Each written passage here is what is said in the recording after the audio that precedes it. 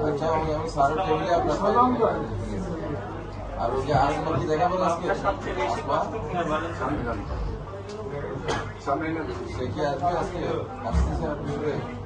থাকবে না সবচেয়ে বেশি অসুবিধা কি হবে আপনি স্যারের সঙ্গে কথা বলে আমি এটা দেখে বলেন আর কি বলেন আজকে হ্যাঁ দেখে যাচ্ছি আরে আপনার ফিজিক্যালি কি সমস্যা হচ্ছে সেটা বলেন রিপোর্টে যা আছে ওগুলো তো আমি দেখছি হ্যাঁ বলেন আপনি জি জি চিকেন ধরো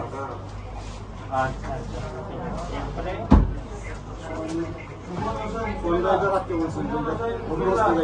আচ্ছা